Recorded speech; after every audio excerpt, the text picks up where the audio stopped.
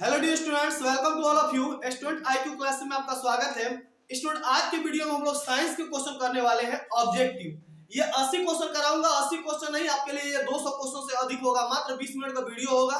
बढ़िया से ध्यान से देखिएगा, यहीं से टोटल क्वेश्चन आपको एग्जाम में देखने को मिल जाएंगे। तो चलिए शुरू करते हैं। इस क्वेश्चन को पढ़ने के बाद आपका कॉन्फिडेंस लेवल थोड़ा सा तो बढ़ ही जाएगा। मेरा कोई भी वीडियो देखने के लिए आप जैसे कि साइंस सर्च कीजिएगा तो साइंस लिखिएगा और बगल में डाल दीजिएगा स्टूडेंट आईक्यू। आपका मेरा टोटल वीडियो यहाँ पे मिल जाएगा। टोटल प्रीवियस ईयर का वीडियो मैं डाला हुआ हूँ। आप देख के अपनी प्रिपरेशन को बेटर तरीके से कर सकते हैं। तो चलिए शुरू करते हैं बिना टाइम को वेस्ट किए। पहला क्वेश्चन है हमारा कि ऐसे तत्व जो इलेक्ट्रॉनों को त्याग कर धनात्मक आयन बनाते हैं, तो जब भी धनात्मक आयन बनाएगा तो वो क्या कहलाता है? हमारा धातु कहलाता है। धनात्मक आयन बनाता है तो क्या कहलाता है? धातु कहलाता है। उपधातु की टोटल संख्या कितनी है? 7 है। अधातु ऋणात्मक बनाते हैं। अधातु क्या बनाते हैं? ऋणात्मक बनाते हैं। मिश्र धातु 2 या 2 से अधिक धातुओं के मेल से क्या बनता है? तो मिश्र धातु होता है। जैसे पीतल हो गया, कांसा हो गया, ये सब क्या होते हैं? मिश्र धातु होते हैं। समझ में आ गया? अगला क्वेश्चन, लोहा पर जिंक लेपित करने की क्रिया को क्या कहते हैं? तो आप क्या कहते हैं? विद्युत अपघटन। तो विद्युत का तोड़ना होता है। संचारण का मतलब वो खत्म होता है। तो विद्युत लेप करना या गैल्वीकरण, तो हम कह सकते हैं कि गैल्वेनीकरण कहलाता है ना। और लोहा पर जिंक चढ़ाने को गैल्वेनीकरण कहा जाता है। लेकिन अगर एल्युमिनियम की परत चढ़ाई जाती है तो उसे एनोडीकरण कहा जाता है ना। एल्युमिनियम चढ़ेगा तो एनोडीकरण कहलाता है। इस बात को आपको याद रखना है। निम्न में कौन सहसंयोजी बंधन है? तो आपको याद होना चाहिए सहसंयोजी बंधन जो होते हैं वो काफी ज्यादा क्या होते हैं? कमजोर होते हैं, क्योंकि साझेदारी के फलस्वरूप बनते हैं ना। ये काफी ज्यादा क्या होते हैं? कमजोर होते हैं, याद रखिएगा। तो इसमें ये देखिए, ये सहसंयोजी बंधन नहीं है, ये आयनिक बंधन है। ये आयनिक बंधन है NaCl। ये बहुत ही क्या होता है? मजबूत होता है ना। ये सहसंयोजक बंधन आपका याद रखिएगा। जब भी कार्बन और हाइड्रोजन का बंधन की बात करें तो वो कैसे बंधन होते हैं? याद रखिएगा, सहसंयोजी बंधन होते हैं कार्बन और हाइड्रोजन के बंधन हमेशा। और बाकी ये सभी क्या है? ये सभी आयनिक बॉन्ड है। ये बहुत ज्यादा मजबूत होते हैं, ठीक है ना। ये बहुत ज्यादा, और ये आयनिक बंधन जो होते हैं वह विद्युत का सुचालन करते हैं ना पानी में, ठीक है ना, क्योंकि आयन उनके टूट जाते हैं। याद रखिएगा। आभूषण बनाने के लिए हमेशा 22 कैरेट सोने का उपयोग किया जाता है। सोना एक्चुअली कितना कैरेट का होता है? 24 कैरेट का होता है, लेकिन 2% थोड़ा सा अलग अशुद्धियां मिलाई जाती है, जिससे वो थोड़ा सा क्या हो सके? टाइट हो जाता है ना। अगला क्वेश्चन, वो भी क्या दिन थे जब सभी लोग अपने थे, सभी लोग अलग थे। समय समय की बात है। चलिए, अमोनिया के अणु में नहीं दिखाई दे रहा होगा। अमोनिया के अणु में अमोनिया का फॉर्मूला क्या होता है? NH3। अमोनिया का NH3 होता है और अमोनियम का क्या होता है? NH। और याद रहना चाहिए आप लोगों को। तो अमोनिया के अणु में नाइट्रोजन और हाइड्रोजन, तो नाइट्रोजन हो गया 1 और हाइड्रोजन हो गया 3। तो 1:3 कहीं पे दिया है, तो यही आपका क्या हो जाएगा? राइट आंसर हो जाएगा, ठीक है ना। और अगर अमोनियम कहता तो 1:4। तो थोड़ा सा इन दोनों के नाम में फर्क है, देख लीजिएगा। अमोनियम का NH4 होता है और अमोनिया का NH3 होता है। आई होप दैट ये समझ में आ रहा होगा आपको। निम्न में से कौन कमरे के ताप पर द्रव है? तो कमरे के ताप पर द्रव कौन होता है? एथेन, एथाइन, एथेनॉल या मीथेन। तो हम कह सकते हैं कि एथेनॉल कमरे के ताप पर क्या होता है? द्रव होता है। ये एल्कोहल ग्रुप का है। किस ग्रुप का है? एल्कोहल ग्रुप का है। एल्केन हमारा संतृप्त हाइड्रोकार्बन है। एथेन क्या है? संतृप्त हाइड्रोकार्बन है। आप जानते हैं हाइड्रोकार्बन कितने प्रकार के होते हैं? 4 प्रकार के होते हैं, संतृप्त, असंतृप्त, एलिसाइक्लिक और एरोमेटिक। जिसमें एथेन जो है ना संतृप्त हाइड्रोकार्बन और एल्केन समूह का है। किस समूह का है? एल्केन। एल्केन का समान सूत्र क्या होता है? CnH2n+2, ठीक है ना। और एथाइन, एथाइन है एल्काइन ग्रुप का। किस ग्रुप का? एल्काइन। इसका समान सूत्र होता है CnH2n-2, एल्काइन होता है ना। और ये होता है एल्कीन। मेथेन भी किस ग्रुप का है? आपका एथेन ग्रुप का है। एल्केन ग्रुप का प्रथम सदस्य कौन होता है? मेथेन होता है। मेथेन का फॉर्मूला जानते हैं आप लोग? CH4 होता है। एथेन का कौन बता देंगे? एथेन का मेथेन, एथेन तो C2H6, C2H6 2 × 4 = 2 6। एथाइन का कौन बता देंगे? तो कहिएगा C2H2, एथाइन होता है। क्या होता है बाबू? C2H2 एथाइन होता है, ठीक है। चलिए, सिरका में कौन सा अम्ल होता है? तो सिरका में आप जानते हैं कौन अम्ल पाया जाता है? एसिटिक अम्ल पाया जाता है। याद रखिएगा लोग। फार्मिक अम्ल चींटी के डंक में पाया जाता है, फार्मिक अम्ल। हाइड्रोक्लोरिक अम्ल हमारे पेट में पाया जाता है, HCl कहाँ पाया जाता है? हमारे पेट में पाया जाता है। आगे बढ़ते हैं हम। निम्न में कौन कार्बन का अपरूप है? तो अप्रूफ, ग्रेफाइट भी है बाबू, हीरा भी है, फ्लोरीन भी है, इनमें से सभी आपका राइट आंसर हो जाएगा, है ना तीनों।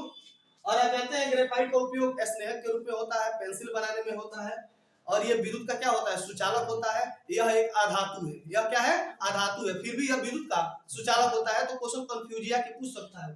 हीरा सबसे कठोर पदार्थ होता है, इसका अपवर्तनांक कितना होता है, 2.4, तो इसका अपवर्तनांक होता है ना।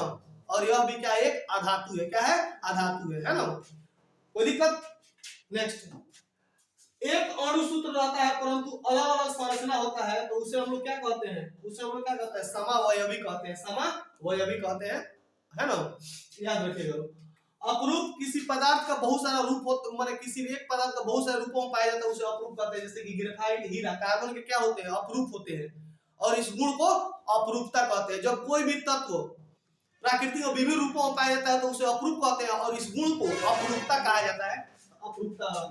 उत्प्रेरक कैटालिसिस, कैटाबोलिज्म कहते हैं, किसी प्रतिक्रिया के दर को बढ़ा देता है चाहे घटा देता है, उसे क्या कहते हैं, उत्प्रेरक, है ना, याद रखिए। देखिए बूझा हुआ चूना में पानी डाल दिया जाता है बाबू, याद रखिएगा, जब भी पानी डाल दिया गया तो वह बूझ गया, तो बूझा हुआ चूना हो गया। और बिना बूझा हुआ चूना क्या हो जाएगा, CaO, इसको कली चूना भी बोलते हैं, क्या कहते हैं, कली चूना बोलते हैं। जब इसमें पानी डाल दिया जाता है ना तो ये क्या होता है, बूझ जाता है और बना लेता है CaOH का Whole2, और इसको आप पोत देते हैं दीवार पे, तो अभिक्रिया करता है किससे, CO2 से, CO2 से क्या बना लेता है, CaCO3, CaCO3 बना लेता है, जो चमकने लगता है। और CaCO3 को क्या कहते हैं, संगमरमर। NaCl को नमक कहते हैं, NaOH को क्या कहते हैं, सोडियम हाइड्रोक्साइड कहते हैं, सोडियम हाइड्रोक्साइड इसको बोला जाता है। Na2CO3 सोडियम कार्बोनेट है, सोडियम कार्बोनेट है। जस्ता का अयस्क कौन होता है, तो जस्ता का भाई, जस्ता क्या हो जाएगा, जिंक बोरेट। एल्युमिनियम का अयस्क बॉक्साइड, पारा का सिनाबार, और सोडियम क्लोराइड को हम लोग क्या कहते हैं, साधारण नमक के नाम से जानते हैं। सिलिकॉन क्या है, तो आप जानते हैं सिलिकॉन क्या है बाबू, उपधातु है। सिलिकॉन क्या है, उपधातु है। धातु विद्युत का क्या होती है, सुचालक होती है, तन्य होती है, आघातवर्धक होती है, ऐसा गुण अधातु में नहीं पाया जाता है। उपधातु टोटल कितने होते हैं, 7 होते हैं, है ना, याद रखिएगा। अगला क्वेश्चन, एल्कोहल में कौन सा तत्व उपस्थित नहीं है, तो एल्कोहल में देखिए, एल्कोहल में कौन चीज नहीं रहता है, एल्कोहल में नाइट्रोजन नहीं रहता है। एल्कोहल में क्या नहीं रहता है, नाइट्रोजन नहीं रहता है। एल्कोहल में नाइट्रोजन नहीं रहता है, क्योंकि एल्कोहल के लास्ट में आता है OH, तो हाइड्रोजन तो होगा करेगा, ऑक्सीजन भी रहेगा, कार्बन तो रहता ही है, नाइट्रोजन नहीं रहता है, ठीक है, याद रखना। मेथनोइक अम्ल को कौन अम्ल कहा जाता है, TTM। टार्टेरिक अम्ल, इमली में टार्टेरिक अम्ल पाया जाता है, इमली में टार्टेरिक अम्ल पाया जाता है। एसिटिक अम्ल सिरका में, लैक्टिक अम्ल दही में, कौन सा अम्ल पाया जाता है, लैक्टिक अम्ल दही में पाया जाता है, याद रखिएगा। 100 कोशिक पोषण के लिए आवश्यक है, 100 कोशिक पोषण के लिए सभी आवश्यक है, इसमें से यह भी चाहिए, यह भी चाहिए, यह भी चाहिए, सभी चाहिए 100 कोशिक पोषण के लिए, ठीक है ना। मैग्नीशियम पाया जाता है किसमें, क्लोरोफिल में मैग्नीशियम पाया जाता है, आपको याद रखना है, क्लोरोफिल में मैग्नीशियम पाया जाता है। विद्युत चुंबक बनाने के लिए आपके नरम लोहा का प्रयोग किया जाता है, किस लोहा का प्रयोग किया जाता है, नरम लोहा का, इस्पात का, सॉरी विद्युत चुंबक आ रहा है, विद्युत चुंबक बनाने के लिए इस्पात का उपयोग किया जाता है ना, इस्पात का उपयोग किया जाता है, याद रखिएगा। चलिए, जब किसी चालक तार में विद्युत धारा प्रवाहित होती है तो गतिशील क्या हो जाते हैं, गतिशील आपके क्या होता है, इलेक्ट्रॉन, है ना। परमाणु की खोज सबसे पहले किसने की थी, डाल्टन ने की थी, है ना। परमाणु सिद्धांत दिया था डाल्टन ने, महर्षि कर्नाड ने परमाणु के बारे में व्याख्या किया था। आयन आप जानते हैं, धन आयन और ऋण आयन होते हैं। प्रोटॉन पर कौन आवेश होता है, प्लस। इलेक्ट्रॉन पर कौन आवेश होता है, माइनस। न्यूट्रॉन पर कौन आवेश होता है, कोई आवेश नहीं होता है, याद रखिएगा, है ना। ओम का नियम क्या होता है, V बराबर IR, V बराबर IR। विभवांतर का ऐसे मात्रा क्या होता है बाबू, वोल्ट होता है, क्या होता है, वोल्ट होता है। विभवांतर का वोल्ट होता है। विद्युत धारा का एम्पियर, विद्युत धारा का एम्पियर। शक्ति का वाट, कार्य का जूल, ठीक है ना, कार्य का जूल होता है। विभवांतर को पोटेंशियल भी कहते हैं, पोटेंशियल, तो हिंदी में पूरा पोटेंशियोमीटर भी पूछ सकता है। विभवांतर का ऐसे मतलब क्या होता है, वोल्ट या पोटेंशियल हो सकता है। एमीमीटर का प्रतिरोध कैसा होता है, छोटा, बड़ा, बहुत छोटा, इनमें से कोई नहीं। आप क्या कह सकते हैं, राइट आंसर समझ लो, बहुत छोटा। एमीमीटर का प्रतिरोध क्या होता है, बहुत छोटा होता है, इस बात को आपको याद रखना है। विद्युत बल्ब का फिलामेंट बाबू किसका बना होता है? तो टंगस्टन का बना होता है। किसका बना होता है? टंगस्टन का। नाइक्रोम का बना होता है हीटर की डोरी। हीटर की डोरी किसकी? नाइक्रोम की। कोई दिक्कत? चलिए, रियोस्टेट का उद्देश्य क्या है? धारा का परिमाण में वृद्धि करना, धारा का परिमाण में कमी करना, धारा के परिमाण में वृद्धि की या कमी, इनमें से कोई नहीं। क्या कह सकते हैं आप? ये हो जाएगा हमारा धारा के परिमाण में वृद्धि या कमी करना। ये होता है रियोस्टेट का, कमी या वृद्धि कर सकता है। आवेश का ऐसे मतलब क्या होता है बाबू? कूलम होता है। कूलम को किससे डिनोट करते हैं? सी से। किससे? सी से। कार्य का जूल, ओम का प्रतिरोध का, वोल्ट विभवांतर का, वोल्ट विभवांतर का।